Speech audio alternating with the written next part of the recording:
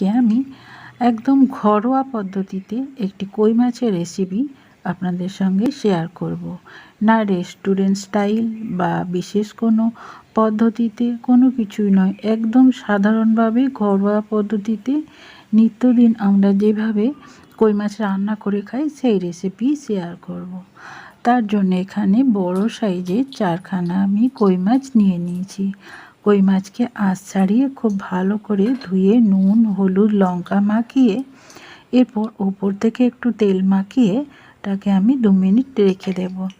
তারপর কড়াইতে সর্ষের তেল দিয়ে আবারও ওপর থেকে একটু সর্ষের তেল মাখিয়ে দেব কই মাছের মধ্যে। তাহলে কি হয়, কই মাছ ভাজতে গেলে তেল ছিটায় না। তাই ওপর থেকে একটু তেলটা কই মাছের মধ্যে মাখিয়ে আমি কই মাছগুলোকে ভেজে নেব।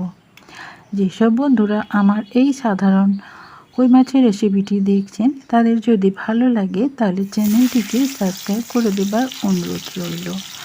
আর আপনাদের একটা মতামত নিশ্চয়ই আপনারা কমেন্ট বক্সে লিখে যাবেন। আমি একে একে কই মাছগুলো দিয়ে আস্তে আস্তে কই মাছগুলোকে ভেজে নেব।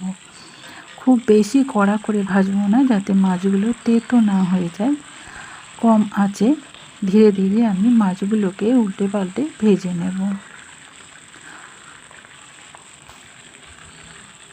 এভাবে কই মাছ রান্না করলে কই মাছের পুষ্টিগুণ খুব অটুট থাকে, তার সাথে এর স্বাদটা ভালো লাগে।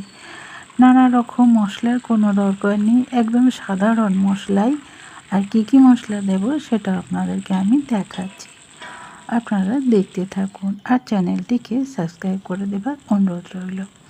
আর এখানে দেখুন আমি একটু সর্ষে বেটে নিয়েছি, তার সাথে একটু জিরে দিয়ে দিয়েছি, আর লঙ্কা গুঁড়ো দিয়ে দিয়েছি 1/2 চামচ, আর হলুদ গুঁড়ো দিয়ে দিয়েছি 1/2 চামচ। তার সাথে সামান্য সর্ষের তেল দিয়ে মশলাটাকে খুব ভালো করে কষিয়ে আমি জল দিয়ে জলটাকে প্রথমে ফুটতে দিয়েছিলাম।